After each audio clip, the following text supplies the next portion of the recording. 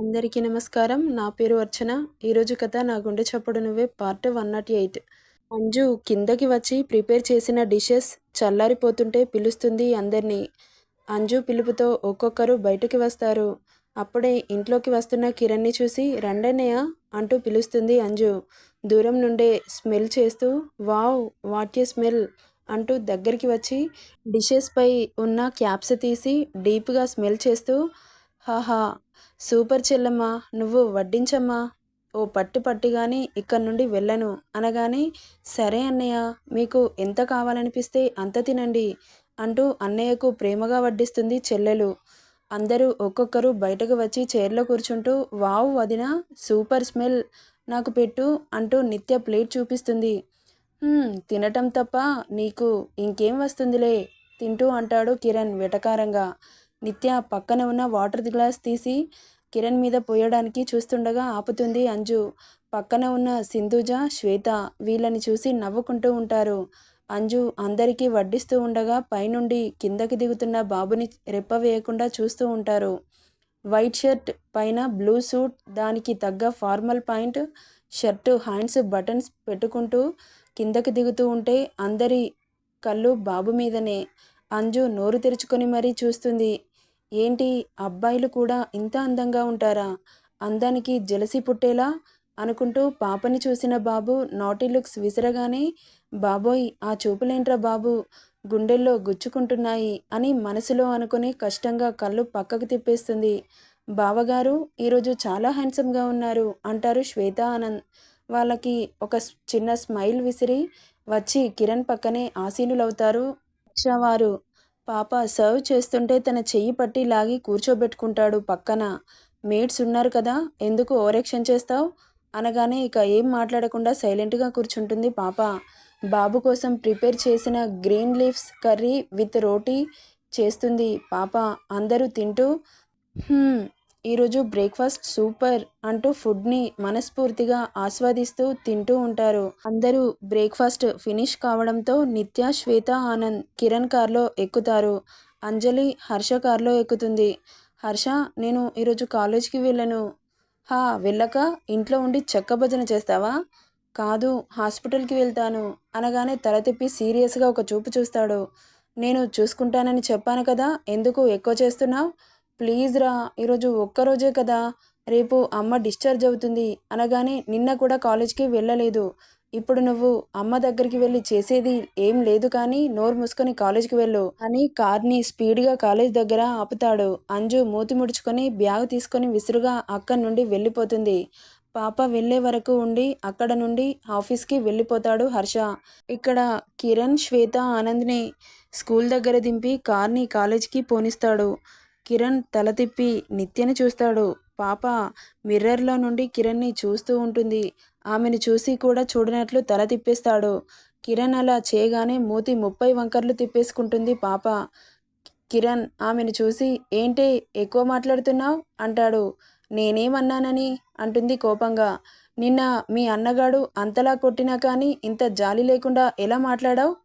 ఆ నొప్పులతో night fever కూడా వచ్చింది తెలుసా అనగానే అయ్యో అవునా అని అతడి చెయ్యి పట్టుకోబోతే విసిరి కొడతాడు. చాలా బాధేస్తుంది నిత్యకి. ఆమెను చూసి నాకు కూడా చాలా బాధేసింది. కనీసం కాల్ కూడా చేశావా నువ్వు అనగానే నేను నిన్న ఎలాంటి సిచ్యువేషన్లో ఉన్నాను తెలుసా అంటుంది. ఎలాంటి సిచ్యువేషన్లో ఉన్నా కానీ మనిషి మీద ప్రేమ ఉంటే ఆటోమేటిక్గా వాళ్ళ బాగోగులు కనుక్కుంటారు. నువ్వు మరి మీ అన్న కంటే శాడిస్ట్లా ఉన్నావు. వాడన్నా కొట్టి ఆయింట్మెంట్ అయినా రాస్తాడు. కానీ నువ్వు కొట్టడం వరకు నీ వంతు, తర్వాత వాడు చావని బ్రతకని అని వదిలేసి వెళ్ళిపోతావు. అసలు ఒకటి అడుగుతా నిజం చెప్పవే, నేనంటే నిజంగా నీకు ఇష్టమేనా అనగానే నిత్య షార్పుగా చూసి అతని కాలర్ పట్టుకొని క్లచ్ మీద కాల్ పెట్టి ఇంకో చేత్తో బ్రేక్ వేస్తుంది. పాప అలాంటి రియాక్షన్ ఎక్స్పెక్ట్ చేయని కిరణ్ బిక్కమొహం వేసుకొని చూస్తూ ఉన్నాడు. అతడి కాలర్ పట్టుకొని దగ్గరికి లాక్కొని అతడి కళ్ళల్లోకి సూటిగా చూసి ఆమె పెదవులతో అతడి పెదవులని మూసేసి హార్డ్గా ముద్దు పెట్టేస్తుంది నిత్య. కిరణ్ కళ్ళు పెద్దవి చేసి షాకింగ్గా చూస్తూ ఉన్నాడు. అతడి బుగ్గలు పట్టి లాగి హలో బాబు ఏదో అన్నావు ఇప్పుడు అను అంటుంది. ట్రాన్స్ నుండి బయటకు వచ్చి ఏంటే నా మీదే రౌడీయిజం చేస్తావా? చేస్తావా ఏంట్రా? చేశాను. ఎక్కువ చేయకుండా కాలేజ్ దగ్గర దింపు. లేకపోతే నువ్వు ఆఫీస్‌కి వెళ్ళవు. అనగానే అవునా? సరే అయితే. ఎక్కువ చేస్తాను. నాకు ఆఫీస్‌కి వెళ్ళాలని లేదే అని ఆమెని ఓరగా చూస్తూ మెల్లమెల్లగా దగ్గరికి వస్తుంటే, ఏయ్! ఏం చేస్తున్నావురా? అంటూ బెదురు చూపులు చూస్తుంది నిత్య పాప. ఏంటే ఇప్పటి వరకు ఏదో అన్నావు, ఇప్పుడేంటి ఇలా భయపడుతున్నావు? అంటూ ఆమెను పట్టుకుని దగ్గరికి అనుకొని ఆమె మెడవంపులో స్ట్రాంగ్గా కిస్ పెడతాడు బాబు. అతడి స్పర్శకి దెబ్బకు బిక్క చచ్చిపోయింది పాప. ఆమెను చూసి చిన్నగా నవ్వి కార్ స్టార్ట్ చేసి కాలేజ్కి పోనిస్తాడు కిరణ్. ఆమె షాక్ నుండి బయటకు రాకముందే కార్ ఆగుతుంది. కిరణ్ ఆమె ముందు చిటిక వేసి హలో పాప, తమరు కార్ దిగితే నేను ఆఫీస్కి వెళ్ళిపోతాను అంటాడు. వెంటనే తేరుకొని చుట్టూ చూసి బ్యాగ్ తీసుకొని గబగబా కార్ దిగి అక్కడి నుండి కాలేజ్కి వెళ్ళిపోతుంది. వెళ్తున్న నిత్యని చూసి నవ్వుకుంటూ ఉంటాడు కిరణ్.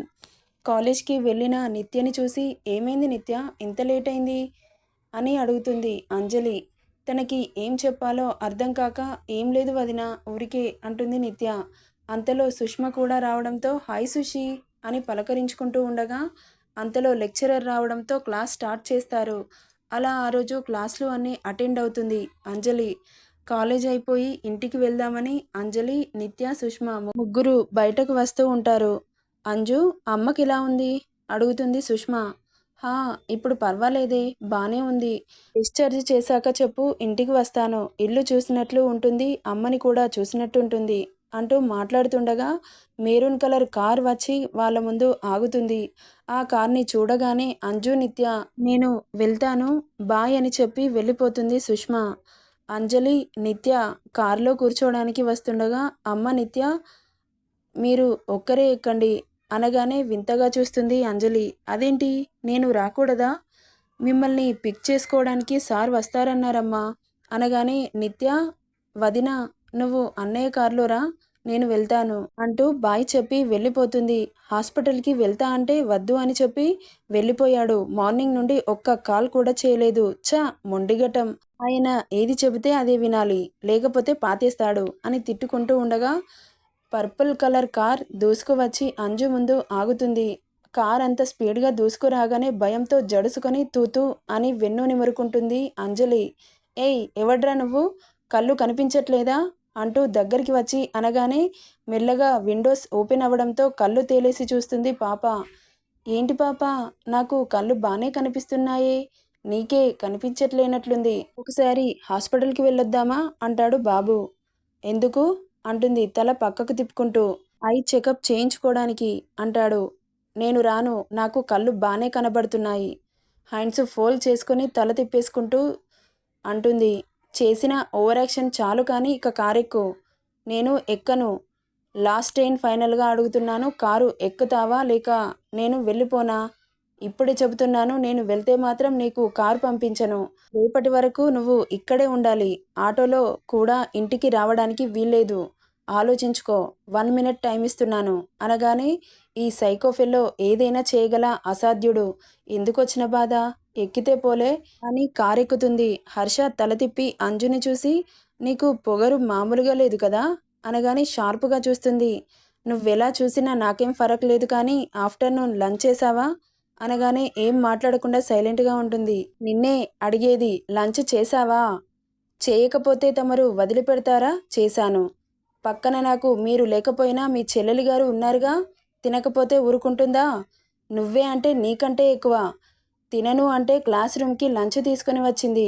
అందరూ మా ఇద్దరినే వింతగా చూస్తున్నారు. ఏం చేయను, నీ బాధ భరించలేక తినాల్సి వస్తుంది అని మళ్ళీ విండోలో తలదిరుచుతుంది. ఎంతైనా నా చెల్లెలు కదా, అలాగే ఉంటుంది. నేను వచ్చే వరకు తనే చూసుకుంటుంది. నేను వచ్చాక అప్పుడు చెప్తా నీ పని అనగానే అప్పటి వరకు ఉన్న కోపం పోయి హర్ష మాటకి అవునా, కాలేజ్కి ఎప్పటి నుండి వస్తావు అంటుంది. ఇంకో 2 డేస్ గట్టిగా కూర్చుంటే వర్క్ కాస్త ఫినిష్ అవుతుంది. తర్వాత కాలేజ్కి వస్తూ ఆఫీస్కి వెళ్ళొచ్చు అనగానే పాపం, అసలు ఎప్పుడూ ఈయనకి రెస్ట్ అనేదే ఉండదు. ఏదో వర్క్ చేస్తూనే ఉంటాడు. హీఈస్ రియల్లీ గ్రేట్ అనుకుంటూ ఉంటుంది. హలో పాప, ఏం ఆలోచిస్తున్నావు అంటూ చిటిక వేస్తాడు. తల తిప్పి హర్షని బాధగా చూస్తుంది. ఏమైంది మేడం, ఇప్పటి వరకు పాములాగా బుసలు కొట్టి ఇప్పుడేంటి సైలెంట్ అయిపోయావు అనగానే, అసలు నీకు 1 సెకండ్ కూడా రెస్ట్ అనేది ఉండదా? అలా రెస్ట్ లేకుండా వర్క్ చేస్తే బోర్ కొట్టదా? ఎప్పుడు చూడు పని రాక్షసునిలాగా పని చేస్తూనే ఉంటావు అంటుంది. ఆమె మాటలకు చిన్నగా నవ్వి, మనం చేసే పనిలో ఇంట్రెస్ట్, ఇష్టం రెండూ ఉండాలి. అప్పుడే మనం చేసిన పనిలో సాటిస్ఫై కలుగుతుంది. నేను చేసే పనిలో చాలా సాటిస్ఫైయింగ్గా ఉన్నాను. సో నాకు ఎప్పుడు బోర్ కొట్టదు. నీ ఏజ్ అబ్బాయిలు డిస్కోలని, పబ్బులని, పెళ్ళిళ్ళు, పెటాకులు లేకుండా అమ్మాయిలనేసుకొని తిరుగుతున్నారు. అలాంటిది నువ్వేమో ఎప్పటి నుండో ఇలాంటి ఎంజాయ్మెంట్స్ లేకుండా నీ నెత్తిన చాలా బరువు మోస్తున్నావు. ఫ్యామిలీ అని, బాధ్యతలు అని, నీకు టెన్షన్స్ తక్కువ ఉన్నాయని దానికి తోడు నీకు తోకలాగా నన్ను కట్టుకున్నావు అనగానే షార్ప్గా ఒక చూపు చూస్తాడు. ఆ చూపుకి భయపడుతుంది పాప. అదేంటి అలా చూస్తున్నావు? నేను నిన్ను అన్న దాంట్లో తప్పేముంది? ఏ పని చేసినా అందులో ఎంజాయ్ చేస్తూ చేస్తాను. నాకు ఫ్యామిలీ బాధ్యతలు అనేవి నాకు కొత్తేం కాదు. అవి పెద్ద సమస్యే కాదు. నా లైఫ్‌లో అసలు సమస్యలే లేవు. వాటికి నన్ను చూస్తే భయం. అండ్ వన్ మోర్ థింగ్, నీకంటే నాకు ఎవరూ ఎక్కువ కాదు. నాకు తోకవా నువ్వు? ఇంకొకసారి అలాంటి మాటలు మాట్లాడితే నరికి పారేస్తా. నా గురించి తక్కువ అంచనా వేస్తున్నావు. నేను ఎప్పుడు సమస్యలు అని బాధపడలేదు. అయినా సమస్య అని నేను ఎప్పుడూ అనుకోలేదు. నువ్వు ఎక్కువ చేయకుండా నోరు మూసుకొని కూర్చో. నా గురించి మరీ అంతలా థింక్ చేయకు పాపా. నీ ఆలోచనలకు నేను అందను. సో బుద్ధిగా నీ పతిదేవుడిని ఎలా చూసుకోవాలి నేర్చుకో. అంతేకాని అనవసరమైన విషయాల మీద కాన్సంట్రేట్ చేసి నాకు ఇరిటేషన్ తెప్పించకు. నా టెంపర్ లేచిందనుకో, తెలుసు కదా నా గురించి. ఏది ఎంత ఆలోచించాలో అంతే ఆలోచించాలి. ఎక్కువ థింక్ చేస్తే ఎవరికీ మంచిది కాదు. సో లీవ్ ఇట్ అనగానే, అంతా సాధించినా కానీ ఇంత కూడా అహంకారం అనేది ఉండదు. అది ఎలా సాధ్యం? బాబోయ్! ఈయన గురించి ఆలోచించి నా బుర్ర ఖరాబ్ చేసుకుంటాను. కానీ ఈయన చెప్పినట్లు నోరు మూసుకొని కూర్చుంది బెటర్. ఏదో గుర్తొచ్చిన దానిలా, అవును నువ్వు ఆఫ్టర్‌నూన్ లంచ్ చేశావా? త్వరగానే అడుగుతున్నావు. బాగానే గుర్తొచ్చిందే. మార్నింగ్ నుండి నువ్వు నాకు కాల్ ఎందుకు చేయలేదు? మరి నువ్వెందుకు చేయలేదు? నేను క్లాస్‌లో ఉన్నాను. ఆఫ్టర్‌నూన్ లంచ్‌లో కూడా టైం దొరకలేదా? మరి నువ్వు చెయ్యొచ్చుగా. నాకు చెయ్యాలనిపిస్తే చేస్తాను. నువ్వు చెబితే చెయ్యను. నీ గురించి అడుగుతున్నాను. ఫస్ట్ సమాధానం చెప్పు. లంచ్ టైంలో ఎందుకు చేయలేదు? నీ మీద కోపం ఉండి చేయలేదు. కోపం వస్తే తిన్నాడా లేదా అని కూడా అడగనవసరం లేదా? అనగానే ఏదో అనబోతుండగా, అయినా ఈయన నాకు కాల్ చేయకపోయినా వాళ్ళ చెల్లితో తినిపించాడు. బాబోయ్! ఈయన తెలివి మామూలుగా లేదుగా. ఈయన గారిని తట్టుకోవడం కష్టమే. ఈయన ఆలోచనలకు ఎప్పుడు రీచ్ అవుతాను? నేను తినను అని తెలిసి వాళ్ళ చెల్లితో నాకు లంచ్ పెట్టించాడు. నేనేం చేశాను? కనీసం కాల్ కూడా చేయలేదు. ఛ! ఈయన ప్రేమ ముందు నా ప్రేమ చాలా చిన్నది. ఓయ్! నిన్నే. ఏమైంది? ఆన్సర్ చేయకుండా ఏదో ఆలోచిస్తున్నావు? సారీరా, నాకు అమ్మ దగ్గరికి వెళ్ళొద్దు అన్నావని కోపం వచ్చి కాల్ చేద్దామని మొబైల్ చేతిలోకి తీసుకున్నా. కానీ నీ మీద కోపంతో చేయలేకపోయాను. కానీ నువ్వే గ్రేట్ హర్ష. నా ప్రేమ నీ ముందు ఎప్పుడు చిన్నగానే కనిపిస్తుంది. I am a pool. నువ్వు లంచ్ చేయలేదని నాకు అర్థమవుతుంది. కనీసం ఇప్పుడైనా ఏదైనా తిందు పద అంటుంది. నాకేం అవసరం లేదు. ఆకలిగా కూడా లేదు. సారీరా అని చెవులు పట్టుకుంటుంది. చెప్పాను కదా నాకు ఆకలిగా లేదు అని. మార్నింగ్ నుండి తినలేదు. ఎందుకు ఆకలిగా ఉండదు? నా మీద కోపం ఉంటే తిట్టు కొట్టు. కానీ ఆ కోపాన్ని ఇలా ఫుడ్ మీద మాత్రం చూపించకు.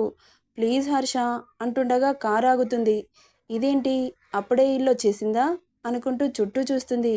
ఐస్ క్రీమ్ పార్లర్ అని ఉండడంతో దిగు అంటాడు. ఇక్కడెందుకు? నువ్వు ఏదైనా స్నాక్స్ తిందువు పద అంటుంది. దిగు అంటాడు.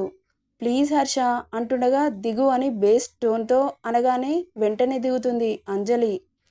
పద అని తనని లోపలికి తీసుకెళ్తాడు. లోపలికి వెళ్ళి అక్కడ టేబుల్ దగ్గర కూర్చుంటారు ఇద్దరు. నీకు ఏం కావాలో చెప్పు ఆర్డర్ ఇస్తాను అని మెనూ బుక్ తీసి ఆమె చేతిలో పెడతాడు. నాకేం వద్దు. నువ్వు తినడం కావాలి. ప్లీజ్ హర్ష. అంజు, నాకు బీపీ పెంచకు. చెప్పింది చెయ్యి అనగానే తనకి, హర్షకి తనే ఆర్డర్ ఇస్తుంది. ఒకటి బటర్ స్కాచ్ ఐస్ క్రీమ్, ఇంకోటి చాక్లెట్ ఐస్ క్రీమ్. బేరర్ వచ్చి ఐస్ క్రీమ్ కప్స్ ఇద్దరి ముందు పెట్టి వెళ్ళిపోతాడు. హర్ష టేబుల్పై ఉన్న పేపర్ తీసుకొని చదువుతూ ఉంటాడు. హర్ష తిను అంటుంది. నాకొద్దు, నువ్వు తిను. అరే నువ్వు తినకుండా నేను ఎలా తింటాను? పేపర్ చదివేవాడల్లా పాపని చూసి, అవునా, ఆఫ్టర్నూన్ ఎలా తిన్నావో అలా తిను అంటాడు. ఆ మాటకు ఏం మాట్లాడాలో అర్థం కావట్లేదు అంజలికి. నెక్స్ట్ ఏం జరుగుతుందో నెక్స్ట్ పార్ట్లో చూద్దాం. ఈ స్టోరీ ఎలా ఉందో కామెంట్ చేయండి. నచ్చితే లైక్ చేయండి, షేర్ చేయండి, సబ్స్క్రైబ్ చేసుకోండి friends. Thank you for listening.